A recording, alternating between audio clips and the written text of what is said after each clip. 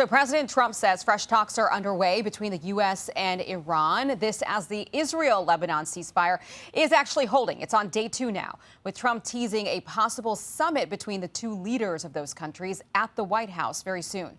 For more on this and Iran closing the strait again, let's bring in former CENTCOM communications director and retired U.S. Army Colonel Joe Buccino and former ambassador at large and of counterterrorism coordinator Nathan Sales. Gentlemen, great to have you both on this, experts at what we're seeing happening. Such a volatile situation in the Strait.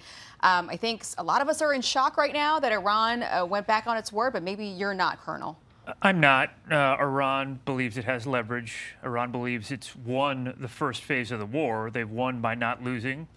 They believe that the regime is going to remain intact. They believe they've got the new Ayatollah secured, and they understand the leverage they have with the Strait of Hormuz, closing down the Strait of Hormuz. They're paying attention to the political toll within the United States. They're paying attention to gas prices, and they're paying attention to the polling here in the United States with regard to this war. Yeah, they understand the politics and how it works for the president here at home. Nathan, Iran is hurting badly from this U.S. blockade, which is one of the reasons why they reverted their stance on reopening it. Take a look at this. I want to put this up on the screen here. This is the economic pressure on Iran right now. $435 million is the estimated cost per day from this U.S. blockade. $270 billion that they're already facing to rebuild the damage from these strikes so far. So it doesn't seem like they're motivated to do anything until we lift our blockade. That's not likely to happen. I don't think so. The deal was ceasefire for Strait of Hormuz opening, and they've gone back on that multiple times now, including most recently overnight. Their economy is on life support. So for 47 years, the Iranian economy has faced economic mismanagement. Add to that American sanctions pressure for several decades. Add to that the destruction of the last 40 days of war. $435 million a day is a lot of money any day. It's especially devastating to the regime right now. So the question is, are policymakers in Washington going to have the strategic patience to let this play out for the next couple of weeks as the economy in Iran gets worse and worse? It's not going to get better for the mullahs. We have maximum leverage right now, and I think the administration should use it. They're talking, apparently. That's what the president says. We might have some more information later tonight. What should the U.S. side be saying to them right now? I think that going in with the maximalist position is probably the wrong position in my mind. Okay. Going in with an idea that they've got to completely stop the enriched uranium at no level with the enriched uranium and that we're going to continue the sanctions. I think both sides have to soften their positions. The problem that I think we're going to find with Iran, with regard to Iran, is that the new Ayatollah is underground. He's 2 miles underground. They're passing notes to him. He's not on any comms device. So I think there's a period of delay where the message from Pakistan is going to have to get back into Tehran and then come back out in terms of any kind of agreement from the Iranian government. I want to talk about the Israel-Lebanon ceasefire. It is holding. It's supposed to last 10 days. We're on day 2. Some scrutiny, though, Nathan, on whether or not this will last, if it'll hold. This is the former Israeli ambassador to the U.S., Michael Oren.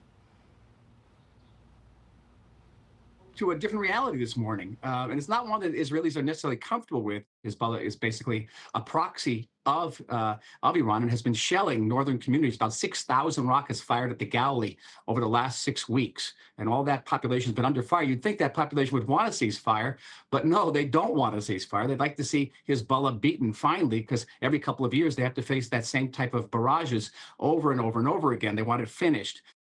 Is he right? Well, the ceasefire is between Israel and Lebanon. It's not a ceasefire between Israel and Hezbollah. Yeah. And Israel's not at war with Lebanon. Israel is at war with Hezbollah and has been for a number of decades. So my concern here is that Hezbollah will do what it always does, and that is play the role of a spoiler. Take some time, catch its breath, use a ceasefire to rearm and regroup, and then reinitiate hostilities with the Israelis, including by rocketing those communities in the north that the ambassador was talking about. My big concern here is that we cannot allow, and President President Trump has said this explicitly, we cannot allow a linkage between the ceasefire in Lebanon and the Strait of Hormuz, because what could happen is the Hezbollah terrorists could start attacking Israel again. Israel retaliates, and then Iran says, well, look, the ceasefire is broken, so we're going to close down the strait again. We absolutely have to insist on a delinking of those two scenarios. I mean, Lebanon, Colonel, doesn't even recognize the state of Israel. Are there any signs that you see that there could be a normalization for Lebanon while Hezbollah still continues to operate within its borders? I think it would that'd be contingent on the defeat of Hezbollah. And of course, Lebanon has very little influence over Hezbollah. Right. I think that any kind of a normalization is going to have to address the Hezbollah position first, maybe the military defeat or the military withdrawal of Hezbollah, a significant degrading of their capabilities, and then from there may be some kind of effort towards negotiations or normalization. I think that the Saudis would have to be involved in that. I think some of the Gulf states would have to be involved in that. The United States would have to be involved in that. But I think you've got to deal with the Hezbollah position first. Let me just wrap up with this. You know, you said Iran has leverage, knows it has leverage. So what are you thinking in terms of timeline? Oh, I think this is going to be months. I've held to that. I think this is going to be a long.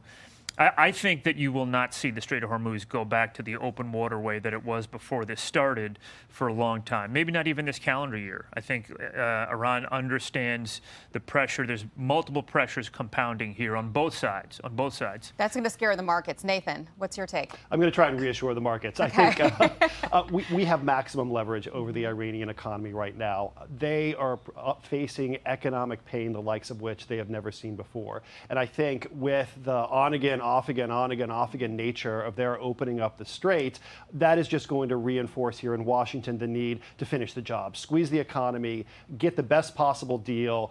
We have leverage. Let's use it. Ambassador, Colonel, thank you very much, as always. Thanks for coming in on your Saturday. Have a great weekend. Much. Great to see you. Thank you. Be sure to like and subscribe for all the Fox News latest on YouTube and catch full shows streaming now on Fox One.